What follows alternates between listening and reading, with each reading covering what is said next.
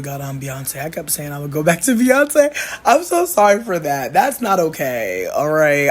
I really do need to be better about getting a notebook and just having at least a docket so I could just stay a little bit on task. Yes, I still didn't get a notebook. I'm gonna reveal that to you. Sometimes my horoscope tells me stuff and I don't be listening. I also probably should put my phone on do not disturb. So I'm sorry for all the noise that happened. I was updating on Twitter a lot. Anyways, getting back to Beyonce. So I just want to give my history with Beyonce because I feel like that's a good way to maybe broach her as a topic.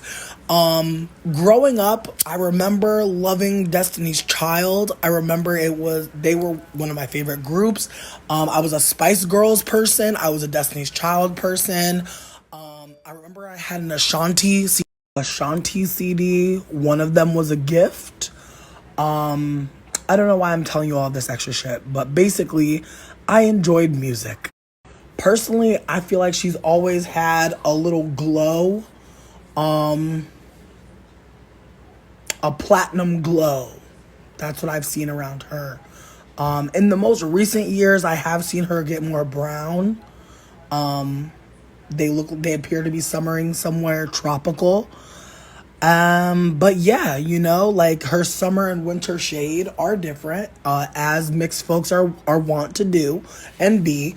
But yeah, I feel like at the end of the day, I saw Mama Tina and I knew Mama Tina was like my mama. You know what I mean? Like, I was like, oh, this is a way to be black. Do you understand what I'm saying here? And I feel like there are many people who feel that way. And even though we feel that way, it is problematic. No, I'm not going to lie.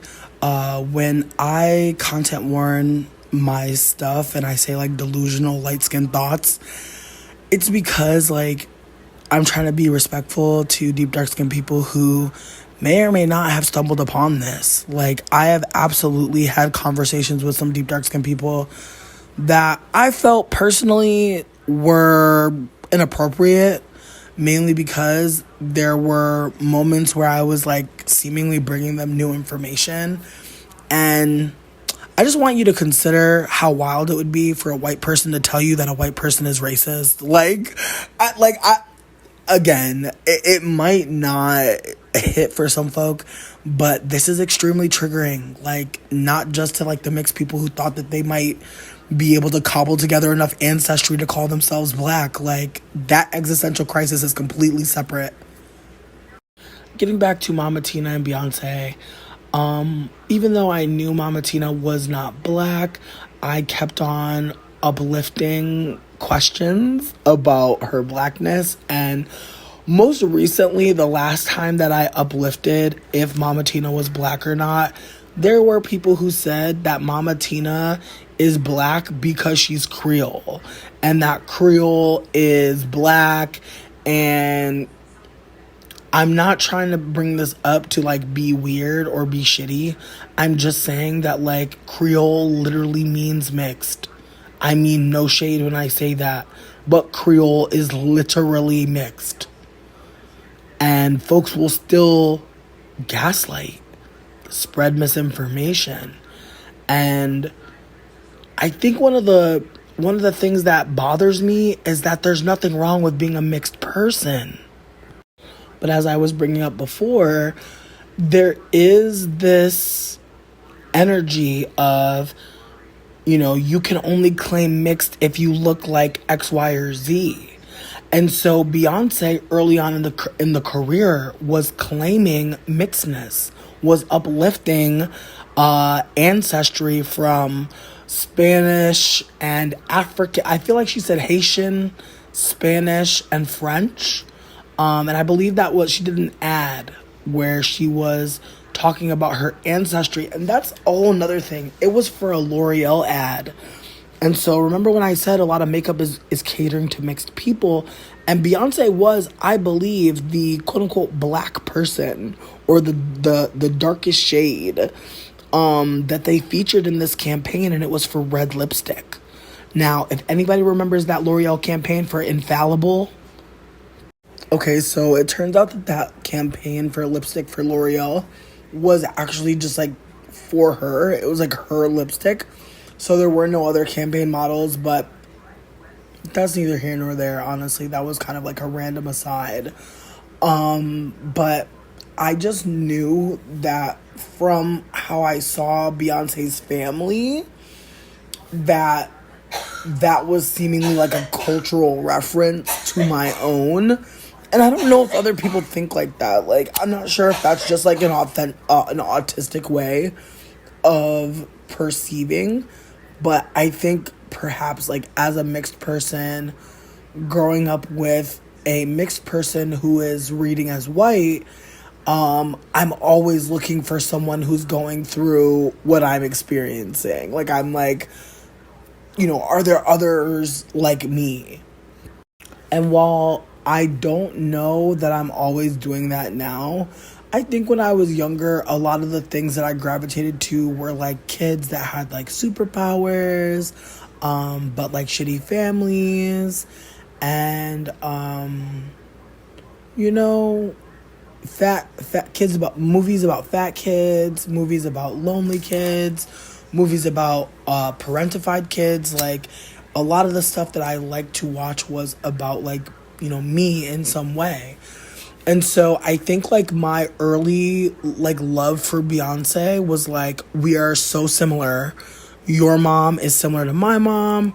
Your dad is not necessarily similar to my dad, but like we both had a quote unquote black dad. So that's kind of how I was holding it.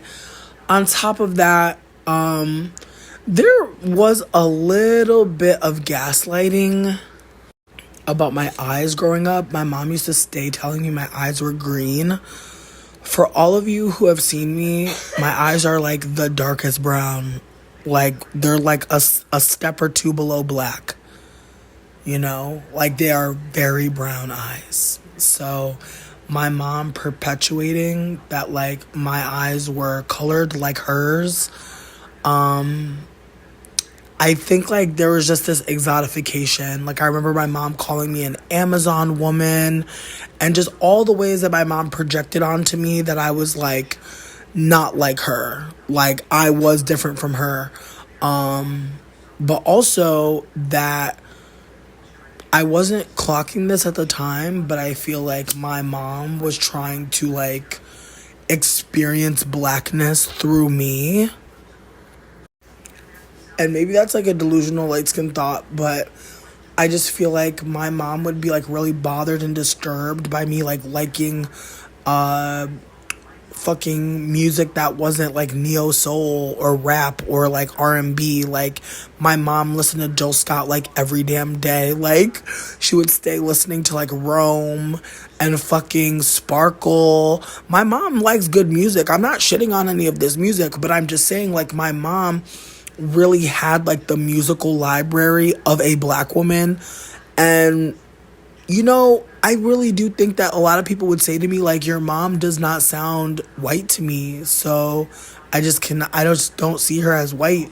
And I'm like, word. Like, I mean, she is mixed, but like, it's, I don't know, I feel like sonic blackness is a thing. I It's a thing. But I do think that, like, when you're a mixed person, like, I don't know, like, that's something that I'm thinking about for myself. Like, there's times, where I definitely feel like someone would think, like, I sound white. And then there's times where I definitely think that I would probably sound like a black person to somebody. And, it's not an intentional thing. Like, there's times where I'm talking in how I'm talking in whatever particular way made sense for that moment. Like, it's very much like a Spanglish kind of thing, and I'm hoping that doesn't sound disrespectful, but there are definitely times where it's like AAVE is the only thing that makes sense in this moment. Like, I cannot translate this in the Queen's English. Now, I will be honest with you. If that is something that's bothering folk, I'm down to like, because I'm not trying to be a colonizer. So if folks are like that, then, I want it to be known that, like, I'm not trying to ever make it seem like I can't alter my behavior or change how I communicate in certain respects, especially if it's like if it's harmful. And I feel like that's a thing. Like, I think more people with privilege need to be asking questions than like just being like, well, this is just how I'm moving. Cause like, that's violent as fuck. Like, if folks are like not feeling how you're coming, or if folks are not appreciating, wouldn't it be a great thing to just broach that topic versus like have people be traumatized, triggered, feeling away, and not feel like they have any way to broach it with you without hurting you, make you mad. Like, I just feel like when you have a lot of privilege and power, you need to be acquiescing by asking for consent in lots of ways. And I still fuck up at that. Like, I don't want to make it ever seem like I'm an authority about anything that I speak on. Like, I will fuck up. I will disappoint you. I will absolutely betray, you know, my privilege when I can and when I'm conscious. But there are going to be times where I'm like, what the fuck? You know what I mean? Like, there's going to be times where I'm like, And so I'm just trying to move a little gentler, and I'm also trying to move with a lot of curiosity, because if I'm asking questions, then maybe I'll learn. But if I'm making statements, I'm closed. That's how I feel. When people ask me questions about my behavior, that gives me a chance to explain, or at least hold that there is something that I'm doing that might be making somebody uncomfortable. And you can't really get to that unless you foster that safety. And I feel like fostering that safety looks like being candid about, you know, times where you were not open to criticism, open to collaboration, open to suggestions, open to advice. Like, I've totally been closed off from receiving any kind of comment. And it wasn't because I was done learning. It's because I was closed to new information at that time. And I'm never going to make it seem like the way I was responding was okay. I'm still sitting with shame with how I was responding to people who were probably just asking questions in good faith. But if you already have internalized shame, you're going to lash out because you're going to think that people are talking about something that maybe you haven't made peace with, or something that like is still hurting you. So I also want to be candid that in the past, I have not been someone who was open to hearing criticism, constructive or not. I was not open to suggestions. I was taking it personally when people were trying to share with me. And so I understand why some people may not be open to sharing with me again. I understand why some people may have seen me be unopen to learning and changing my behavior, and were like, bye. And that's real. Like, I just want people to consider, like, sometimes people walk away from you not because you're necessarily harming them, but you have harmed other people. You have been like outspokenly harming and violent, and like people are just tired of seeing other folks be harmed. They don't want to get harmed. They don't want to have to check you. All types of reasons why people do not message the oppressor about their behavior. So with that being said, if I'm out here looking weird, if I'm doing something strange, if you like me enough to open up the channel of communication, I appreciate that in advance. And I'm trying to be open and empathetic with my responses, because I do not believe that I'm done learning. And as much as I'm sharing information, I can get stuff wrong. And I can also, be violent even when I think I'm being helpful. And so I just want folks to know, like, I'm not interested in arguing with folks. If you're upset by the content I'm sharing because of internalized trauma, you're a mixed person who's feeling attacked, I'm open to communicating with you in good faith. I am. But I'm also going to let you know when I'm done communicating with you. And I also might block you. And it's really nothing shady. I just really don't want to be surveilled by people who have unkind and mean things to say. If you interact with me, let's just keep in mind that, like, we are people on earth. together.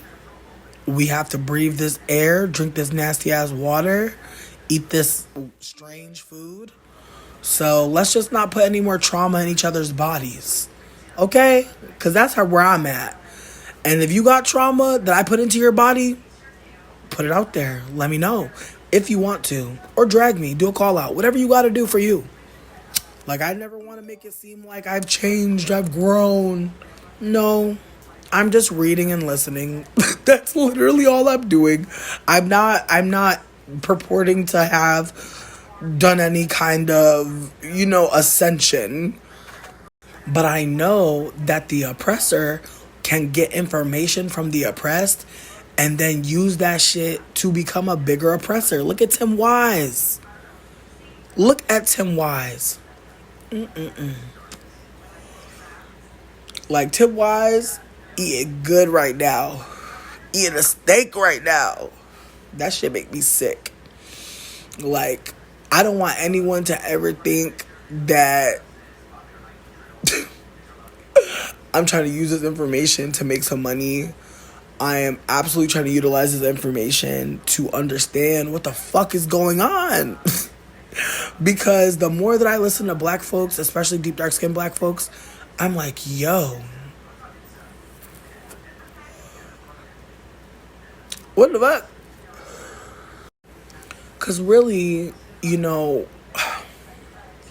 like, you learn about anti-blackness in a particular kind of way. Or rather, I learned about anti-blackness in a particular type of way. And I don't want to say friends, but like people I used to be in connection with that were the same. And that's another aspect of it. It's like, no matter how radicalized the oppressor gets, like, the oppressor is still the oppressor. So they can always revert back. And so, again, just be mindful of how people are moving, especially when they're sharing information that can be commodified. Like, people can start writing books, you know what I mean? I thought about that for a little bit. I thought about writing a book called Black Passing. I know. But then I was like, wait, how can I write that book in good faith? And really, if I want to support book writing, I would support someone who is marginalized. Okay? Light-skinned people don't need to write books right now. That we really don't. Like, I know people have a desire to want to capitalize off of information, but not all information rests with certain people. Like, the work that deep dark skinned people are doing should never be co-opted by light skinned people. It should never be stolen. And so I'm uplifting things to you, but I'm also making sure to uplift the folks that are creating the content, that are living these experiences, because anything else is just sloppy and just not what needs to be done. There needs to be a shift in representation, because a lot of deep dark skinned people get cast and put in positions of no power. And if there's a deep dark skinned person somewhere that you know, and when I think of like a deep dark skinned person that's like really famous, I think about Ducky Thought. The model, and how obviously she's gorgeous as hell, but the ways that they put her in the front as a reminder that deep dark skinned black fat femmes can never get to that point. Because, again, as that quote, and I need to look it up. I need to look up who said it. But as soon as the most marginalized is uplifted, other things have to all be in alignment. Like, that marginalized person must also live at the access of privilege everywhere else. So if you're a deep dark skinned person, you can't be fat if you want to be visible. You can't be queer. Like, think about the last time you saw a fat, black, disabled, queer person as a romantic lead in anything. There's a reason for that. And I'm going to go back to Beyonce now, because that just seems to make sense to me. Beyonce, being someone that I was fascinated with, was not even just ancestry. I feel like when I discovered that ombre wig And people told me I was looking like Beyonce. Oh my God. Not to mention, I went as Beyonce for Halloween several times because it doesn't take much. You like low key, you just need to get a good wig and a microphone. That's it. Like, and then when she was pregnant, I just ate a burrito and went out. It was fine. But as I said, like my critiques of Beyonce didn't really start until her Lemonade era, and that's when I was like, what the heck?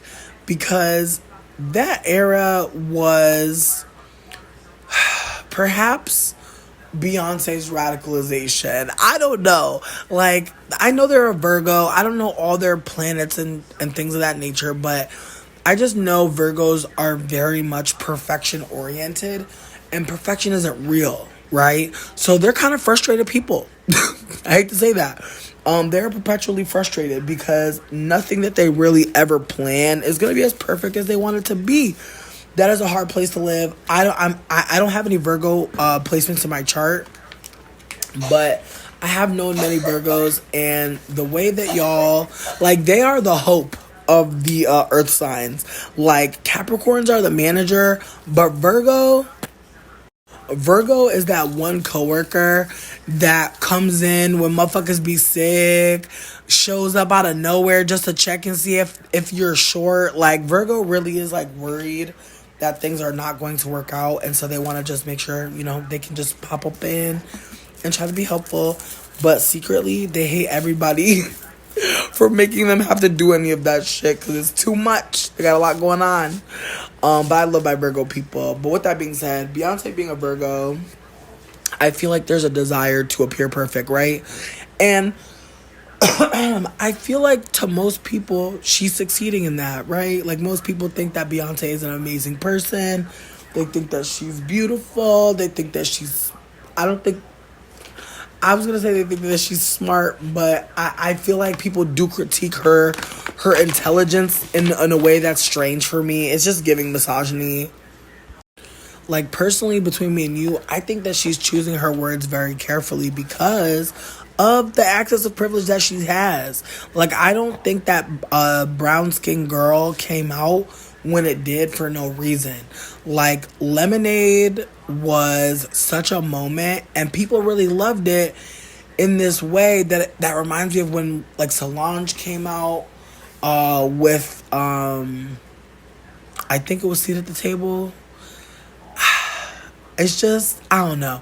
I have so many things I want to say, but I just wish I had a way to say them. But I'll figure it out. Anyways, I just feel like Lemonade for Beyonce was a moment. And I think as much as people saw Beyonce as like Creole, mixed, I just feel like Lemonade was like a defining moment of Beyonce. And I remembered that Beyonce creating Lemonade really caused a stir because SNL did this skit where they were like, white people finding out Beyonce's black, like that being like something that white people weren't holding before was just very fascinating to me because yes, we know Beyonce's mixed, but we also know that based on other conversations we've had together, there is this tribalism around blackness that I feel black cis men perpetuate, where, if you are someone of mixed ancestry and you say that you identify as black, I think what's being said oftentimes is I see myself as part of the struggle, even if you have mixed ancestry. However, there could also be another meaning to this, whereas I think that when I was recently talking to a black cis man, upon communicating with me, he asked me straight up, like, are you biracial? And I explained, my mom's a quadroon, my dad is black, so that's why I'm beige. And it was like from there, my interest in him was like connected to my identity in blackness. And so I do personally think that Beyonce was solidifying herself in not just the hearts of the black women that are the main consumers of her content, but also black cis men. Because even though Beyonce chose Jay-Z, her children are very light skinned. They're very obviously admixed. And I think with that being said, I do want to segue a little bit away from Beyonce just to bring up a little nugget. Talking about Brown Skin Girl, the music video makes me think about Blue Ivy and how she was in it. And how I think Beyonce, unfortunately, has maybe manipulated herself into seeing her children as darker than her, as more quote-unquote black than her. And the same thing goes for Rihanna. You know, Rihanna talking about she chose A$AP Rocky because she wants a black child. Sweetie, you chose A$AP Rocky because you want a mixed child. Let's keep it a buck. A$AP Rocky has mixed ancestry. Like, babe. Anyways. But I also think of like the strategy of using Blue Ivy in this way. When you're making a song called Brown Skin Girl and you're decentering blackness already just by existing, you're decentering blackness again by including Southeast Asian people, and then you're decentering blackness again by including your own mixed child. Like, truth be told, that's some terroristic type shit. Like, I can understand Bell Hooks in that context, but I don't think that Bell Hooks was talking about that. And with that being said, I do think that, you know, when we talk about Beyonce, we're talking about someone who has massive media control. If she wanted to uplift that she was a mixed person and not a part of, you know, blackness, she would. But instead, what I've noticed about her is she has carefully curated her writing team, you know, taking some very amazing black creatives and utilizing their content for her own gain. And so that's why I was also questioning who's on her team, because, you know, it's gotta be people who are not just mixed as well, but people that are colonized in their thinking. Because Beyonce sitting on that porch was a moment for many reasons to other people. But to me, it was a moment to say, like, the mixed women are here. Like, this is the, you know, biracial 75-25 wave. Like, nobody darker than a paper bag. Even Beyonce choosing to protege two sisters who have mixed ancestry but are seen as black enough is a thing. Because Beyonce being mixed and having all of the power and control that she has means that she also has the power and control to manipulate media. And so her choosing Chloe and Halle, in my opinion, was her team again carefully selecting folks to work with who are not deep dark skin, but also who are not going to threaten Beyonce and how she stratifies blackness in the way that she does. Because I feel like Beyonce rarely works with anyone who is like close to her like ancestral makeup. For the most part, I see her work with people that are brown skin, deeper toned, and warmer than her. Like, I just feel like it's a very strategic thing that has carried over from Destiny's Child, because as some of you may or may not know, during her Destiny's Child days, the other girls in the group were told to tan. Were told to go into tanning beds to look darker, which I think is something that's really, really fascinating, but also kind of sick when you acknowledge that the people that were running the Girls' Time to Destiny's Child empire was Beyonce's own father, a black cis man. who apparently also has recent admixture himself. And so Beyonce utilizing her power and her privilege to platform women that honestly could be her children's children, depending on how things go.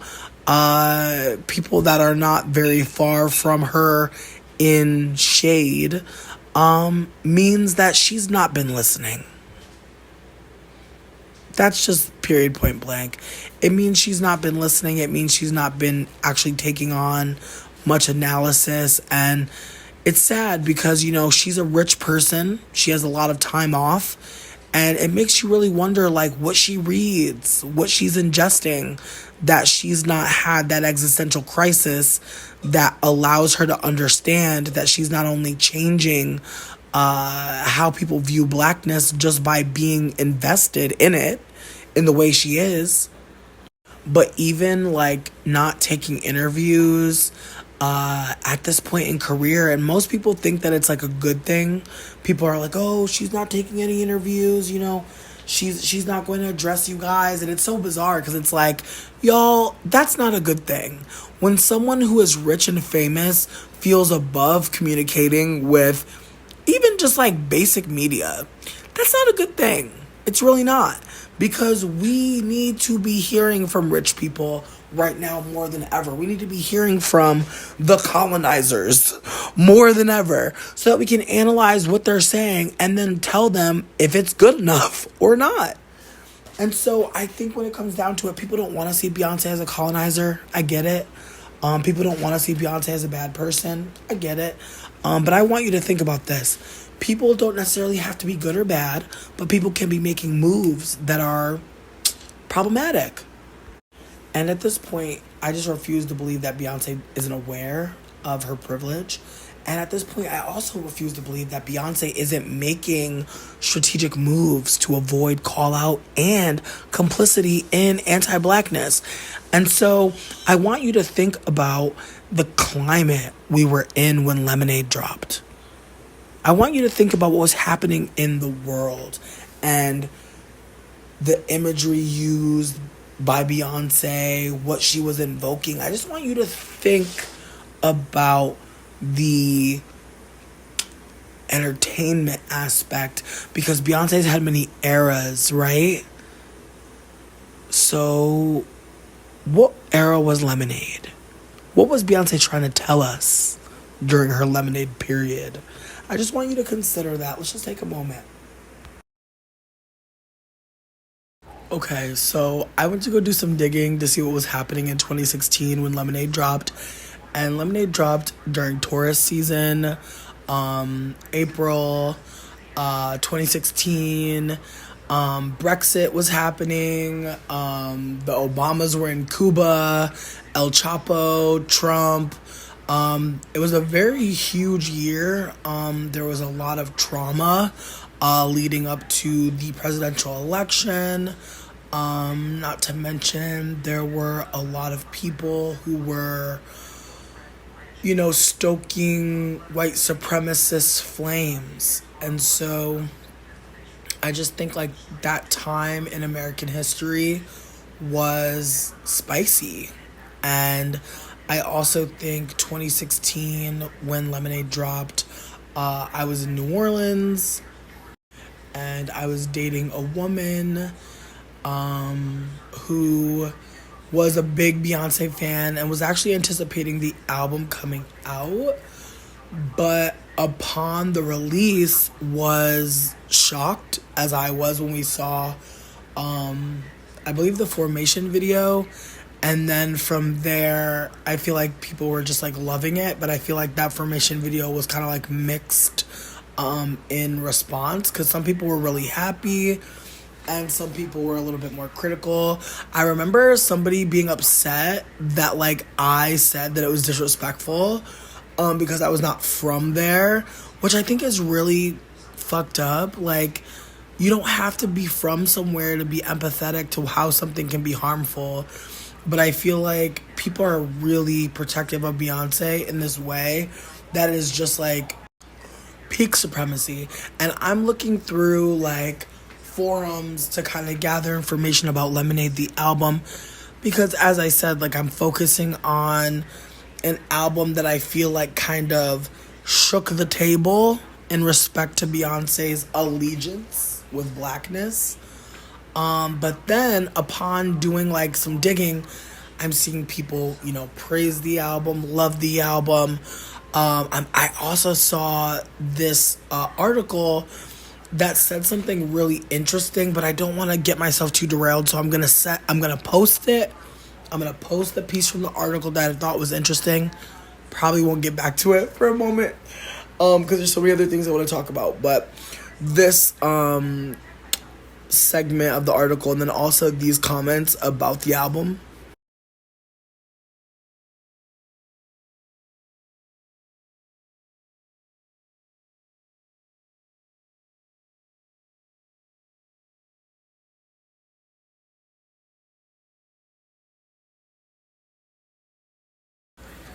Now, I'm gonna pause on this real quick. I'm putting a pin on this because as I'm doing all this digging for Lemonade, I'm pulling up receipts for Black is King mentally. I'm like, wait a second. Because Lemonade was kind of like a precursor to something new. And I want to float something to you that just kind of popped into my head as I started to think about Black is King. There's a part of me that feels like Lemonade dealt with the infidelity, the trauma, the breakdown, and then seemingly the repairing of the rupture or reconciliation, a way to move forward in relationship. But then Black is King for me came across as like very much like black male worship. Not to mention, not soon after, Mama Tina did this like Juneteenth thing where she was saying that like she was very privileged to be black. And so I don't know.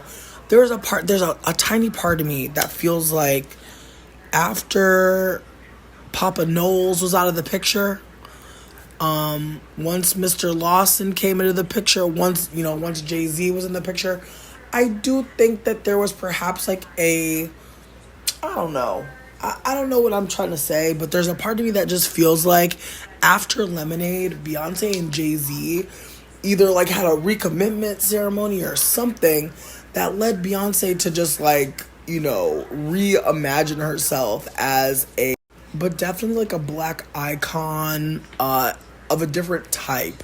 Because I feel like up until like Lemonade, I feel like Beyonce wasn't known as a champion of black people at all. Like I feel like she was just known as like a light-skinned woman who was in black spaces capitalizing, and people were happy about that, people liked that, people were appreciating that seemingly.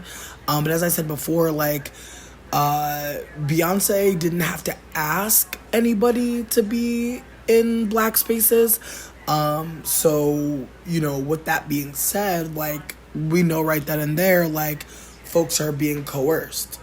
Folks, if someone doesn't ask for consent to be in a space with you and your people, your community, then they are intruding. And if they're not even bothering to ask if it's okay, means that person doesn't value consent.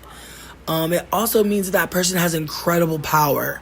If that person is not necessarily from that space, but has the power to not just change and manipulate how people are seen in that same space, but who gets access, who gets care, who gets centered.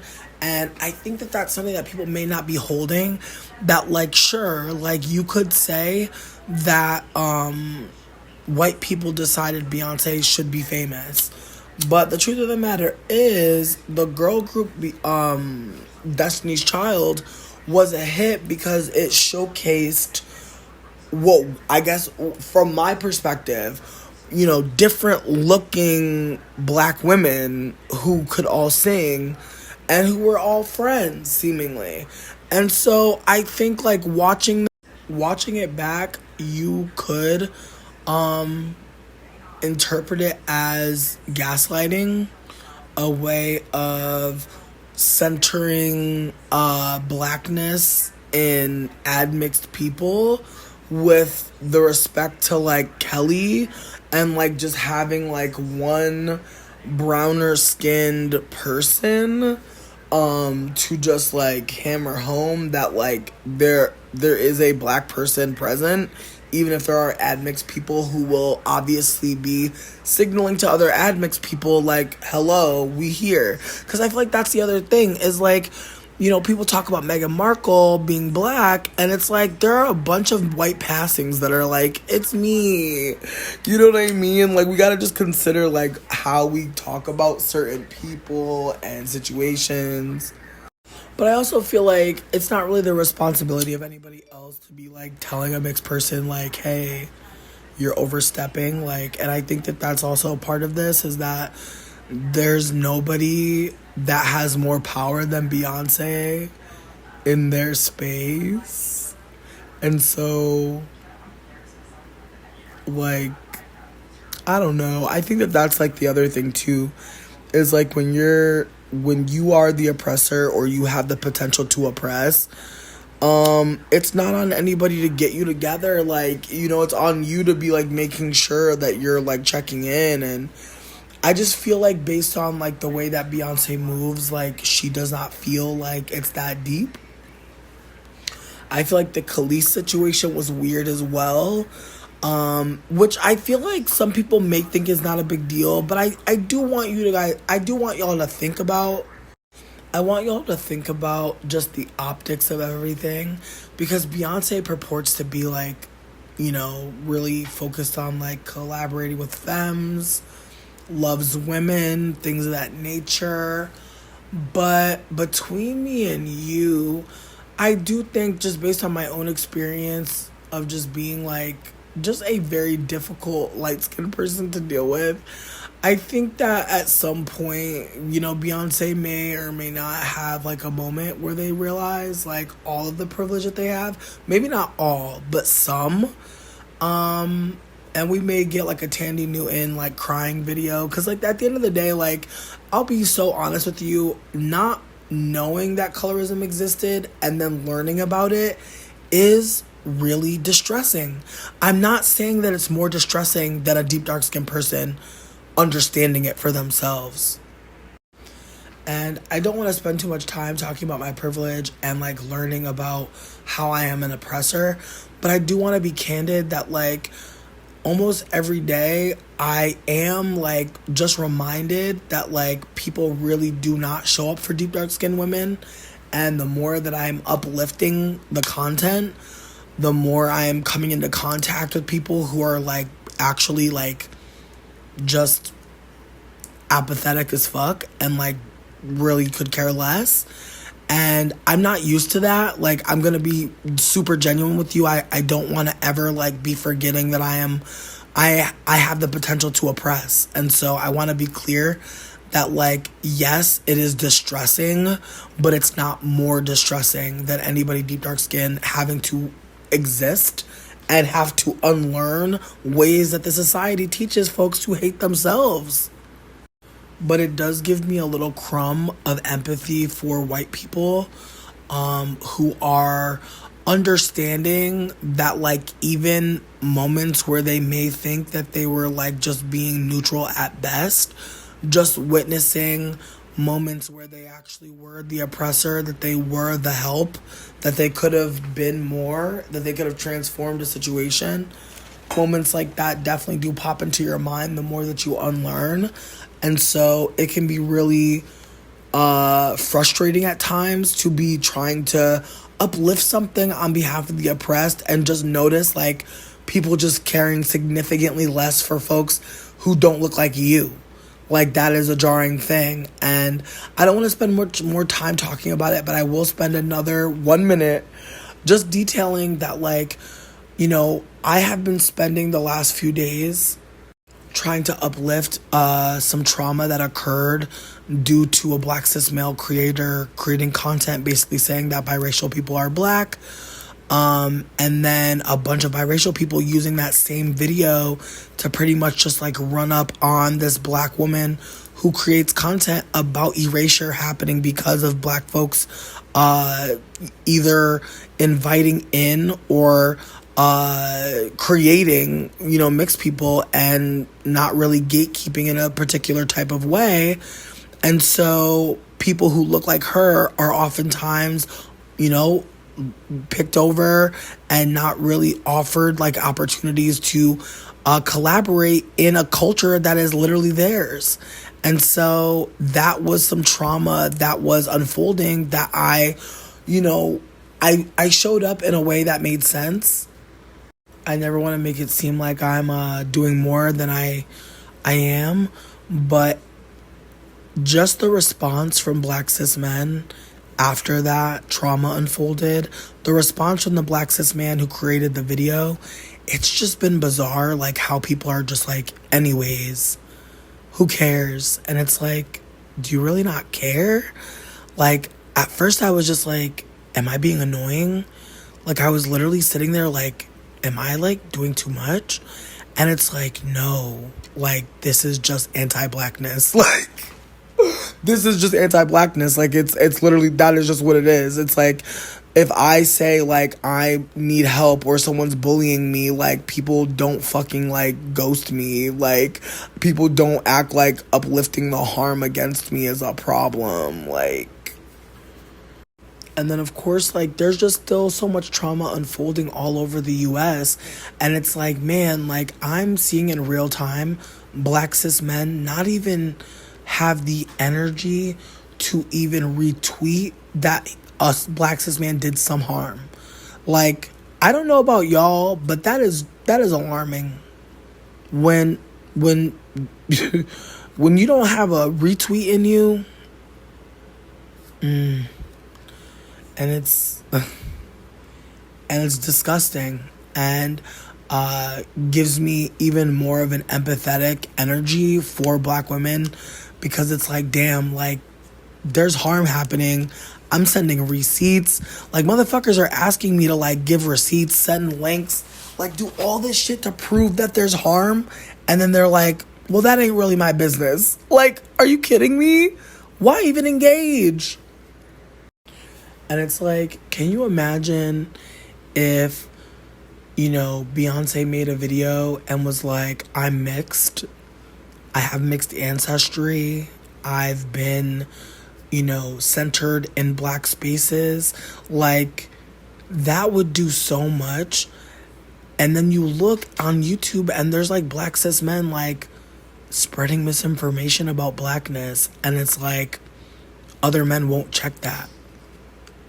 Like, it's just frustrating because, if you say Beyonce's not black, people will literally look at you crazy as fuck, even though we know she's not black. But we're in a time where colonization has reached like peak mass. And so people are so colonized that they like are deluding themselves at this point. It's just like a gaslighting, a manipulation.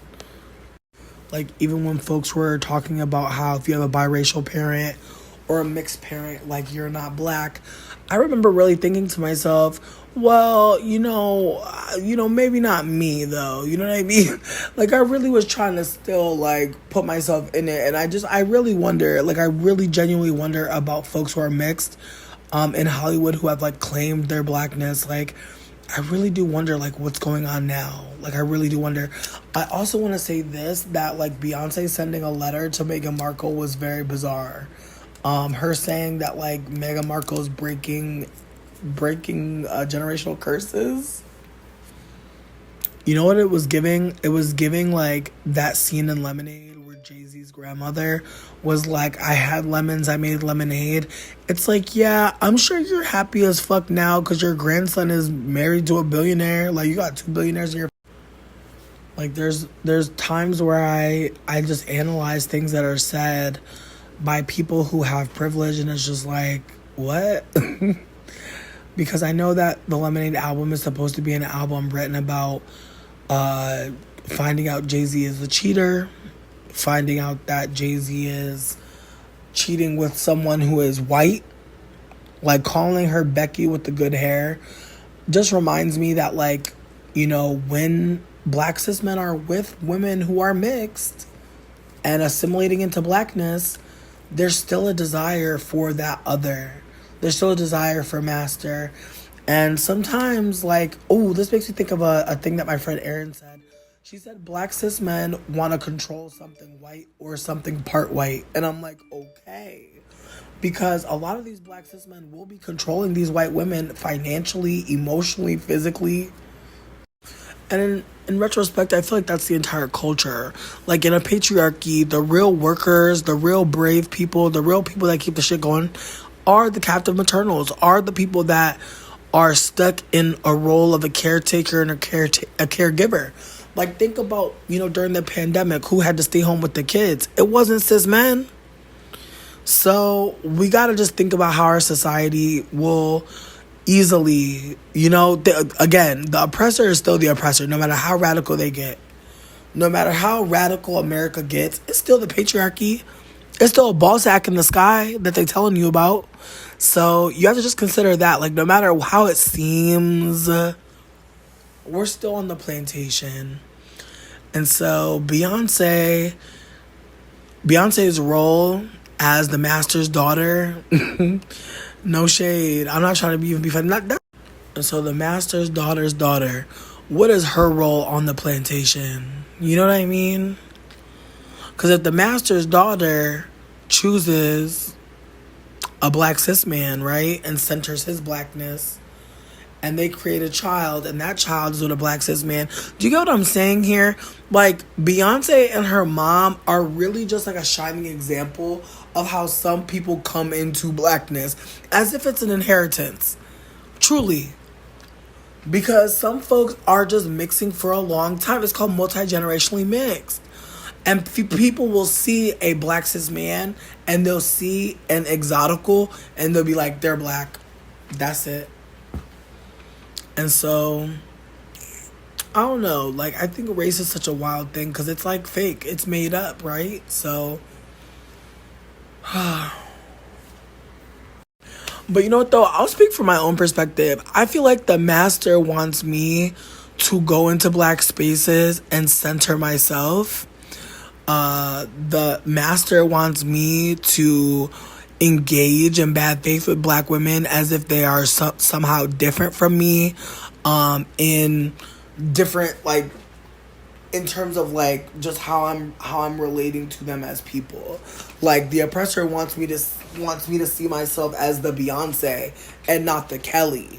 You understand? Society has been making little digs over and over again towards deep dark-skinned women to the point where you don't have to really necessarily say out loud.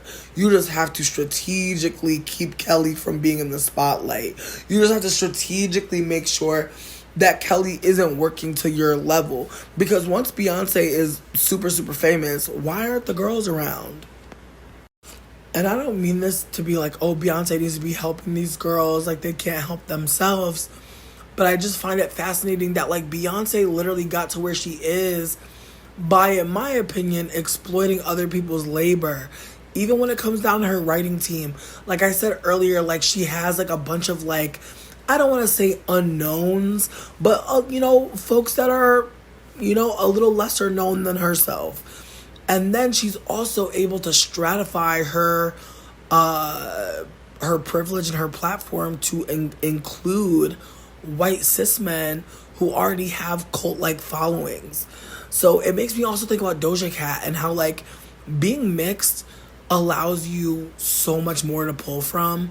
And I think that, like, that is weird, honestly, in its own respect, because you don't really get to pull, or maybe we think we do. And maybe that's another aspect of this to unpack, but I think about how, like, people really love Doja Cat and, like, they'll say she's, like, stealing from Nicki Minaj, but there's moments where I have to acknowledge that, like, Nicki Minaj is a Sagittarius, naturally very, like, interested in understanding new concepts, and so I feel like Nicki's, like fame and the way that she writes, the way that she performs, like she clearly has a desire for a certain lifestyle, for a certain way of life. And I feel like it comes across, and I feel like it's very authentic. And I feel like with Beyonce, I think that the thing that's kind of unfortunate for me is that she has so many writers that it's hard to even know what is hers, what she's really offering. Like there was a lot of Haitian imagery depicting like Yamaya and like just a way of picking and choosing from certain communities. And I'm not saying that like she's not Haitian, because like we know she's Creole, she has some Haitian ancestry. But what I'm saying is like if you're a mixed person and your people are from like 6 different places, does that mean that you have excuse me, access to those 6 different places and all the cultures? I don't think so. But I do think that that's how us mixed people are operating a lot of the time, and perhaps that is a problem. Not even perhaps, it definitely is. And so, but I do want to say that it's fascinating to me that Beyonce used Jay-Z's Elder to couch the Malcolm X quote that the black woman is the most disrespected in America. And between me and you, Beyonce knows that most of her fans are black women. But she also knows that a lot of her fans are mixed in the way that she is, and or are light skinned, are, exoticals. Like there are a lot of folks that claim blackness that are not necessarily black, and I feel like she must be aware of that. And so that's why her content is the way it is. And I feel like, the idea of Beyonce being a terrorist, like I know that through people, but I feel like Bell Hooks is not light skinned, or maybe they are. Maybe they're brown skin, like medium brown. But they don't live where Beyonce lives in terms of privilege. And so I think that being said, like they're looking at Beyonce as probably someone that has such access to whiteness and privilege. Like white people want Beyonce. I've never heard anyone really be like Beyonce's ugly. I've never heard anyone say that. I've never heard anyone say one thing about how Beyonce looks in a negative way. I feel like with Rihanna, rumblings, sure, but usually it was just fat